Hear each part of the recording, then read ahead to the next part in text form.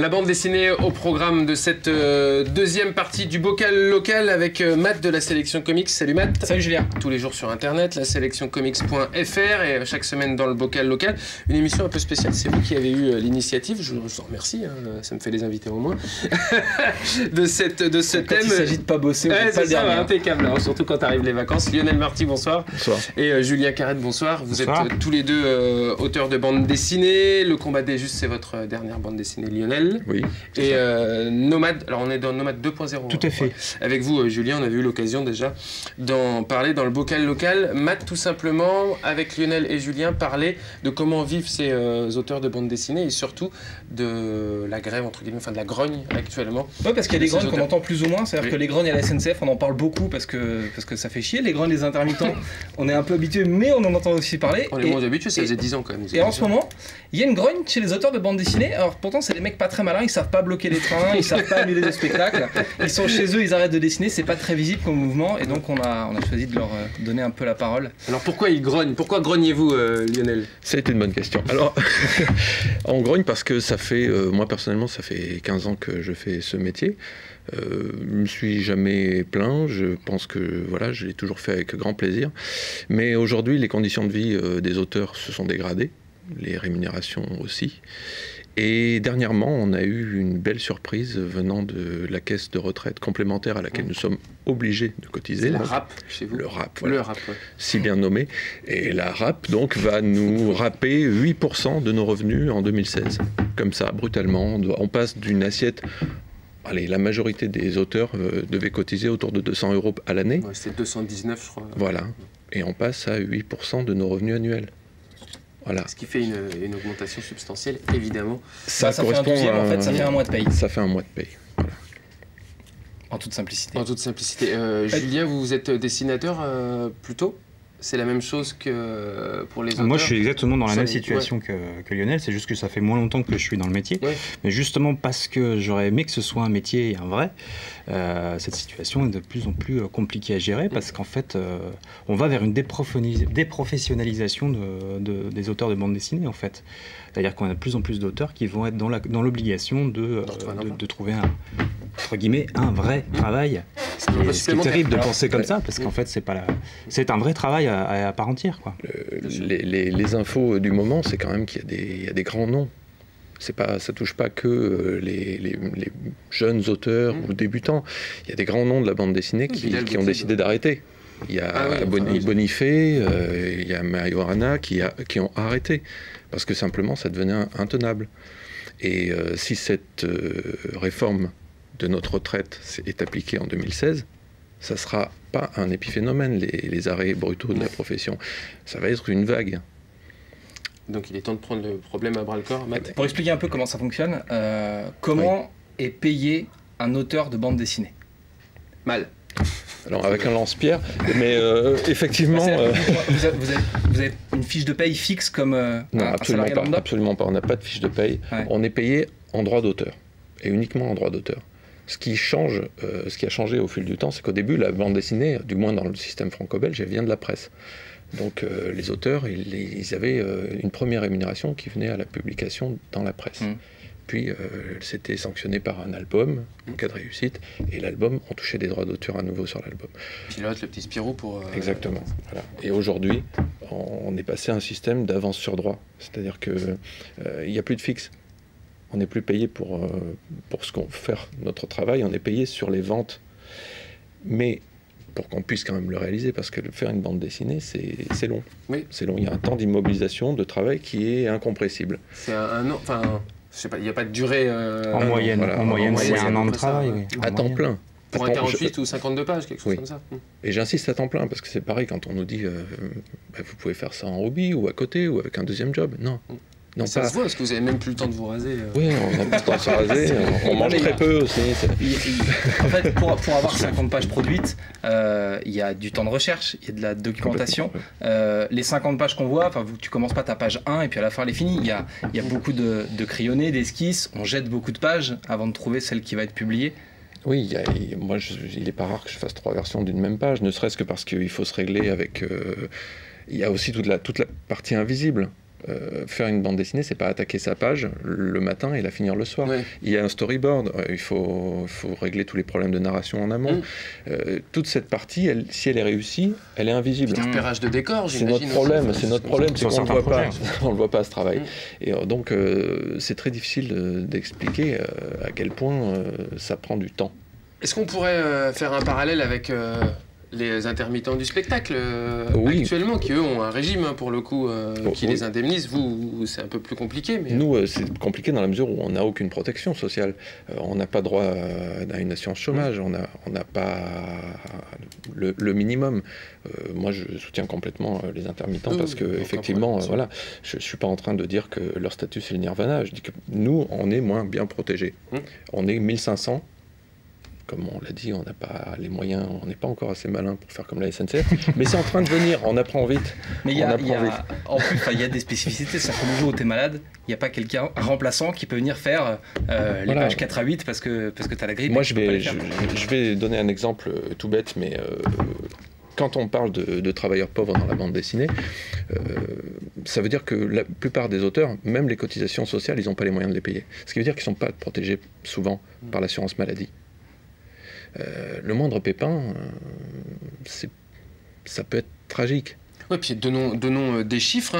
En gros, la retraite complémentaire d'un auteur de bande dessinée, aujourd'hui, c'est 130 euros, allez, on va dire 128, je crois, 130 euros par mois, c'est à peu près. Quand on vous reverse, c'est quand ça. même pas la panacée. C'est ce qu'ils ont chiffré. Ouais. Oui, c'est à peu près ce que le rap a chiffré, effectivement, sûr, avec 1500 euros de cotisation annuelle, un truc comme ça. C'est ça.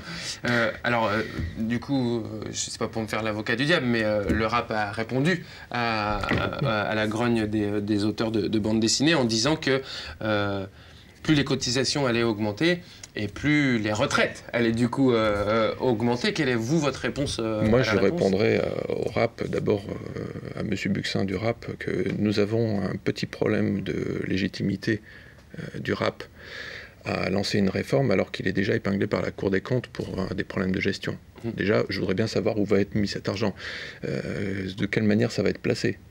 Parce qu'effectivement, on peut poser des tas de questions, on peut informer. Ensuite, la méthode. On ne décrète pas que du jour au lendemain, on va devoir donner un mois de salaire. Tout simplement, là, je pense qu'ils ont été étonnés du... Oui, c'est la méthode qui est compliquée. Pour résumer un peu, vous avez reçu un courrier du jour au lendemain qui disait à propos, dans 3-4 mois, vos cotisations qui étaient de 200 euros par mois passent à 8% de vos revenus. C'est début 2016, la mise en application. Mais de toute façon, sans aucune concertation, moi, je rappelle à M. Buxin du rap qu'on a un syndicat qui s'appelle le SNAC, qui représente les auteurs de bande dessinée. Dans la majorité des cas, je pense qu'il est d'usage de consulter les représentants de la profession. On a un syndicat qui est représentatif, puisqu'il y a quand même 2/3 de la profession qui sont syndiqués. On est quand même une des professions les plus syndiquées de France, donc je voudrais bien savoir pourquoi on n'est pas consulté. Julien, Lionel, Julien, c'est une cotisation obligatoire, le rap ? C'est une complémentaire, c'est ça qui est un petit peu antinomique, c'est une complémentaire obligatoire. C'est-à-dire vous n'avez pas le choix. Et que, non, du tout. Je tiens à préciser que l'IRSEC, qui donc va changer de nom pour s'appeler le RAP, l'IRSEC était habilité et il l'a fait à de nombreuses reprises à envoyer les huissiers pour récupérer les cotisations. Donc là, on n'est pas en train de parler de gens très gentils. Ça ne donne pas envie de l'être non plus. Je veux dire, il y a un moment où la question à poser, c'est on ne demande pas qu'il n'y ait pas d'effort pour une vraie prise en charge des cotisations retraite. Ça va être vraiment un vrai problème. Il va falloir y penser. Par contre, le financement en tondant les auteurs à cette hauteur, c'est pas possible. Il va falloir envisager de faire intervenir le reste de la chaîne du livre, qui, je rappelle, gagne mieux sa vie sur le prix d'un livre que les auteurs. On est quand même les plus mal payés. Sur le prix d'un livre, on est ceux qui touchent le moins. Sachant qu'en ce qui nous concerne, on ne parle même pas de net ou de quoi que ce soit. Nous, c'est du brut. C'est-à-dire que tout ce qu'on peut payer, c'est de notre poche. Que ce soit nos charges. On paye tout. C'est-à-dire qu'il n'y a pas de charge patronale, il n'y a pas tout ça. On nous paye 250 € par exemple. On va devoir payer là-dessus 15,5% à la GESA, puis les 8% sur l'année donc au RAP, etc., etc. Donc au final, c'est bien de prévoir notre avenir et de la retraite des auteurs. Mais je pense qu'il y a une grande majorité d'auteurs, c'est maintenant qu'ils voudraient pouvoir vivre avec ce qu'ils gagnent. Alors c'est forcément en nous prenant pour des grands enfants et en nous disant c'est pour votre bien, il va falloir que vous... Voilà. Ouais, j'aime beaucoup le ton. C'est plus la manière de faire, quoi. Que si on parle de chiffres, très pragmatiquement, vous mettez en gros 1 an pour produire un livre, vous êtes payé avec une avance au début de la production du livre. L'avance, elle est de quelle... C'est une somme de quelle hauteur? Bien sûr, c'est variable parce que le statut de dessinateur de bande dessinée, je parle surtout de dessinateur parce que c'est la plus longue immobilisation, mais ça concerne tous les auteurs. Mais c'est vrai qu'un scénariste écrit plus vite le scénario qu'un dessinateur. Donc le dessinateur a un problème d'immobilisation de temps. Pour être clair, pour un album en moyenne, je dirais que pour du mainstream, c'est-à-dire quelque chose de grand public, et un album en lequel croit un éditeur, ça représente 15 000 € à l'année. Donc ça l'enveloppe divisé par 12, ça te fait 1 200 € par mois. Maximum. Je précise, c'est pour un beau projet, bien payé. Sur lequel t'enlèves après les 8% de cotisation du rap, et puis après les taxes... logique de la République. Sachant que nous, on est quand même assujettis à TVA à hauteur de 10%, là où les éditeurs le sont à 5% depuis quelques temps, ce qui me paraît déjà une injustice flagrante. Sur un album à 12 €, combien touche un auteur? Écoutez, 80 centimes. Ouais, c'est ça, 8% du prix hors taxe en fait.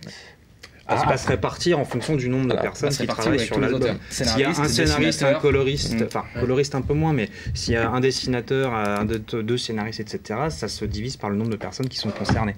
Et bien sûr, cet argent ne va pas dans notre poche à chaque album vendu, il va dans la poche de l'éditeur pour rembourser notre avance sur droit. Donc, parce que c'est une avance. Là, les 1 500 € qu'on vous a donné au début, enfin les 15 000 € qu'on vous a donné au début, c'est une avance. Donc il faut que... C'est ça. Il faut que vous vendiez pour 15 000 € de livres à hauteur de 80 centimes par livre pour pouvoir commencer à toucher plus d'argent, 80 centimes par 80 centimes.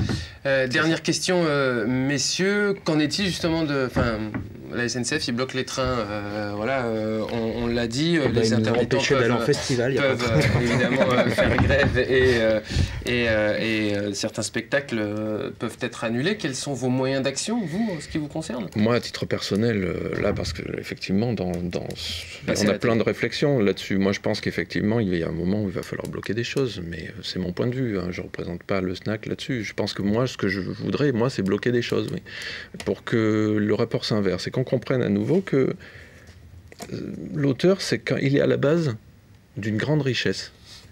Et je rappelle que le moindre standardiste chez un éditeur est mieux payé que moi. On est des créateurs d'emplois, on est des créateurs de richesses, et personne n'en tient compte dans nos rémunérations. Et il y a un moment où il va falloir montrer que l'outil de travail, c'est nous.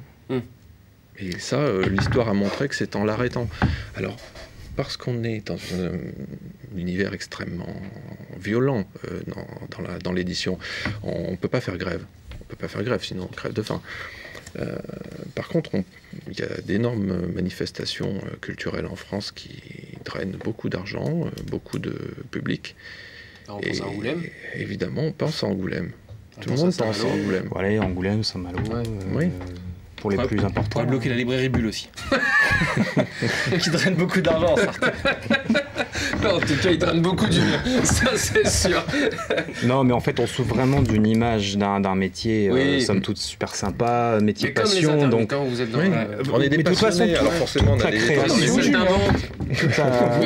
c'est super sympa. Tous les métiers créatifs, d'une manière générale, souffrent de cette image-là et donc souffrent aussi de ces problématiques-là. Et dans tous les domaines, il y a un vrai problème pour la création de manière internationale. Alors, si on veut se renseigner aujourd'hui, parce qu'il va falloir qu'on s'arrête, Julien et Lionel, il y a une page Facebook qui s'est créée, je crois, et il y a un site aussi. Il y a un site du syndicat des auteurs, groupement des auteurs de bande dessinée. Site qui peut apparaître en bas de votre écran, normalement. Peut-être. Il devrait apparaître. Il y a une grogne réalisateur. Donc on peut, en tout cas, on tape par exemple auteur de bande dessinée. On tape Snack BD et on a effectivement le site du syndicat qui regroupe toutes les infos, notamment tous les détails techniques de ce que j'ai expliqué sur l'IRSEC et sur le RAP et sur les cotisations et les raisons de la grogne, et puis effectivement tous les communiqués officiels. Et oui, moi, si je devais dire une dernière chose, je dirais, je profiterai de l'antenne pour dire à tous les auteurs qui ne sont pas encore au SNAC et syndiqués que ça serait peut-être le moment. Ça serait peut-être le moment, les amis, parce que voilà, il se passe des choses intéressantes en ce moment. Oui, les mecs dessinent des petits Mickey toute la journée et c'est la profession la plus syndiquée de France. C'est vrai, mais en tout cas... Autant pour les rêveurs avec des étoiles dans les yeux, Non, mais voilà, on achète tous des bandes dessinées, que ce soit toute l'année pour certains qui peuvent être collectionneurs ou passionnés, d'autres pour des anniversaires, d'autres pour Noël et tout. Il y a aussi effectivement des gens qui travaillent derrière. C'était intéressant justement de découvrir comment fonctionnait votre métier, que c'est pas si simple, que c'est pas si facile, même si on travaille avec passion, il faut bien payer un loyer comme tout le monde. Merci. Amen. Exactement. Lionel Marty, merci beaucoup. Je rappelle également, si c'est pas pour faire la promo, hein, mais votre dernière bande dessinée s'appelle Le combat des justes. Julien Carrette, vous c'est Nomade 2.0.